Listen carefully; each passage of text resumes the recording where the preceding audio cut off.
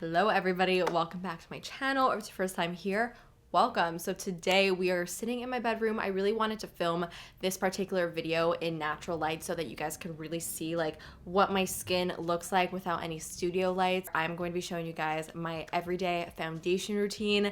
This has been like my go-to routine for the last little bit, especially since it is so incredibly cold outside. My skin has been really feeling it. So just a warning, there's a lot of products involved in today's foundation routine, and there's a lot of prep involved, but all the prep really is what makes the foundation and just everything looks so wonderful. So I really hope that you guys are going to enjoy today's video. Let me know down below in the comments some of your like foundation routine essentials, and also just let me know what you thought of today's video. Of course, give this video a big thumbs up and subscribe if you're not subscribed already. So without further ado, let's get right into it. I'm looking down at all the products sitting in front of me that I'm about to put on my face, and I'm just wondering why I'm like so extra.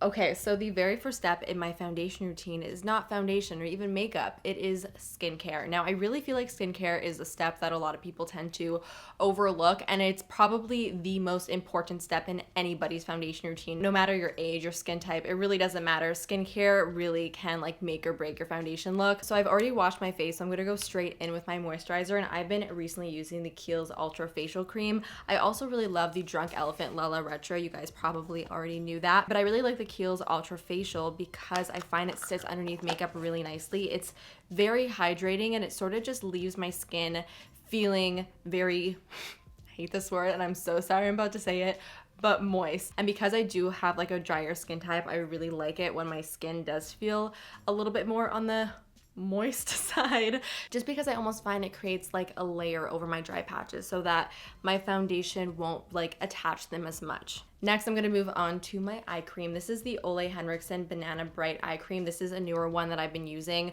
I recently got it in the mail, and I've been really enjoying it so far. I feel like it is really nice and lightweight underneath the eyes, but it still moisturizes pretty nicely, so my concealer does sit well when I apply it. And then just patting that right underneath my eyes. Okay, so now the next step in my foundation routine is priming my skin. Now, I do want to say though that sometimes I don't have like a ton of time to get ready in the morning, so I won't actually prime my skin. I'll just use my skincare and move on straight to the foundation. But I do still consider like priming the skin an essential step in my routine. It's just not something that I do every single time. I'm first going in with my HelloFab Coconut Skin Smoothie Priming Moisturizer. A lot of people ask me like what's the difference between this and a normal moisturizer, and to be honest, there isn't really like that big of a difference, but I do feel like this product adds like a little bit of like a tackier base, so I do find that my foundation becomes a little bit more long wearing when I do apply this on my skin. And I also find that like the texture of the product sort of smooths my skin just a little bit, but it's not as like aggressive as a silicone based primer, so it's not gonna pill on your face or anything like that. This is the Egyptian Magic. I spoke about this in my 5 best 5 worst priming video, and I told you guys that I would show you how I use this. This is basically an all-purpose skin cream. So it's this like balm texture. It's very, very thick and very oily, and you can use this all over your body. But I have discovered that I actually really like the way it looks underneath makeup. So I've been taking a very small amount of this product and just applying it on like the driest parts of my face. So that's like my chin area, my nose area, and just right over here. That's where foundation usually like rubs off the quickest and just doesn't sit very nice on my skin. So I literally just like rub my finger into the product. That's all I take. I dot it on my chin, I'll dot it on my nose, and then I'll just massage it there. So all the prepping is now finished. It's time to actually finally apply the foundation. I'm not just using one foundation today. Oh no, because that would be too simple. I am using 2 foundations today. So today I'm going to be using the IT Cosmetics Your Skin But Better CC Plus in Fair, and I'm also using my MAC Face and Body in the shade C2. So you guys know how much I love the IT Cosmetics CC cream. This is like my all-time favorite everyday foundation. The one issue that I have with this foundation is the shade range. The shade range really does suck. And for me, the fair is way too light, and then the light shade is too dark. So I've actually been mixing a little bit of my MAC Face and Body foundation, which is too dark for me now currently, into this product. And not only does it create the perfect shade, but I also just really like mixing these 2 formulas together. I find that this formula actually shears out foundations, but not in the way that it like lowers the coverage, but I just find it makes foundations look a little bit more dewy and natural looking. Okay, so I just put about that much of the face and body on the back of my hand. And now I'm gonna put about like a half a pump of the It Cosmetics CC, maybe a little bit more, and I'm gonna mix it in together. So I'm just gonna dot a little bit of the product on one side of my face. Now, the way that I actually apply my foundation has completely changed. I was like an avid beauty blender user. I literally would never even touch a buffing brush to blend out my foundation. But recently, I have been ditching the beauty blender and I've been only using buffing brushes. And I don't know what happened, but I really feel like buffing brushes just create like the most beautiful finish. I've been using the Sigma Flat Kabuki. This is the F80, and I find that by using a brush, especially with this foundation combo, it creates way more of like an airbrush finish, whereas with the beauty blender, it makes this combo just way more sheer. So taking the brush, I just like to go in downward strokes like this, because whether or not you have like peach fuzz or dry patches, by going up and down with a foundation brush, you're basically going to be like lifting that peach fuzz or lifting your dry patches. So you always want to go in a downward motion like this.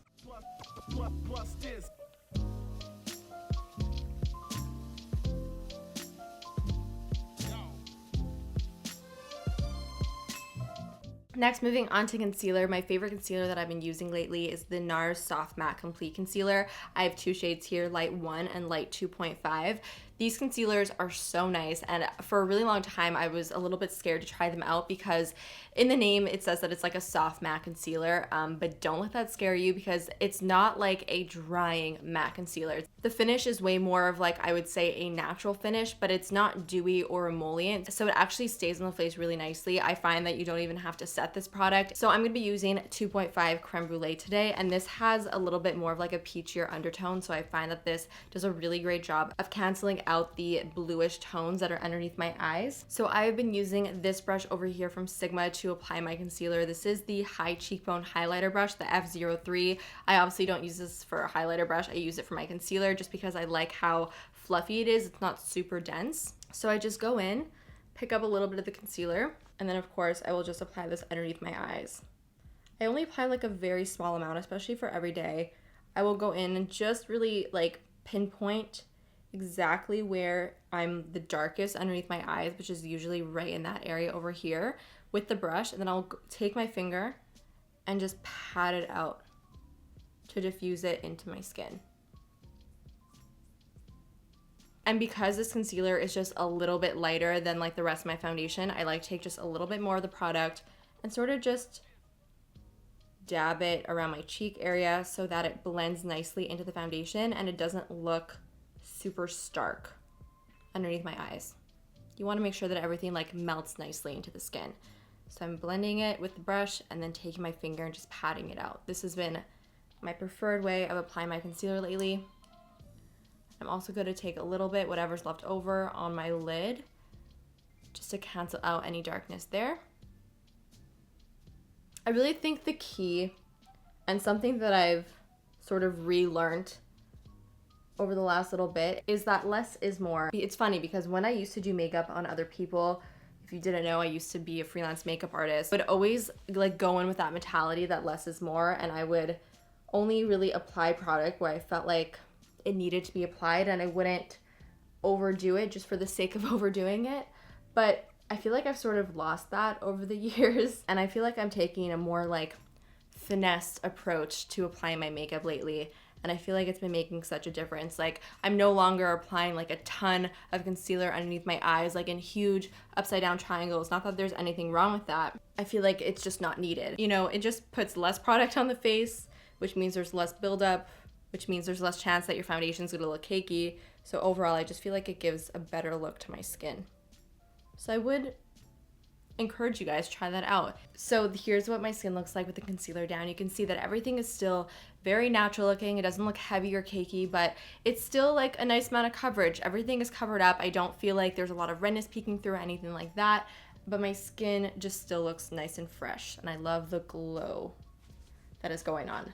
So now it is time to powder just a little bit. This is my ambient lighting palette from Hourglass. The Hourglass powders are some of my favorite powders to use to set my face just because they're so untraceable on the skin. They're very finely milled, so they don't like sit on the skin. They sort of just blend in and disappear. So I'm just going to take this shade right over here. I believe this is Radiant Light, and I'm going to use the Sigma Soft Blend Concealer F64 brush to powder. And I'm just going to press this powder underneath my eyes. I've been also using smaller powder brushes lately so that I can more precisely put the powder where I feel like I need it, and I'm not like over powdering my face. So I just powder underneath my eyes directly just to make sure that it's set down. And I also realized that my mascara always smudges if I don't set down my concealer. So now I always make sure to do that. And I also always like to set down the foundation on my nose, because my glasses will tend to like make that move around a little bit. So now I'm gonna go into my setting spray. This is my Caudalie Beauty Elixir, one of my favorite setting sprays. This is really nice because it will hydrate the skin, and it also adds a little bit more glow to the face. You could also use something like MAC Fix Plus or the Urban Decay All Nighter if you want like to really lock in your makeup, but I find that this just works really well, especially to hydrate. All right guys, I'm going to go off camera. I'm gonna do my brows, put on some mascara, and put on some lip balm, and I will be right back to show you the finished skin look. All right guys, I'm back. I didn't apply any bronzer, blush, or highlighter. I really just wanted to keep the foundation as the star of the show for today. So here is what the skin looks like when I'm all done. So guys, that's it for today's video. I hope you guys enjoyed it. Let me know all of your thoughts down below. Of course, give this video a big thumbs up and subscribe if you're not subscribed already, and I will see you guys in the next one. Bye.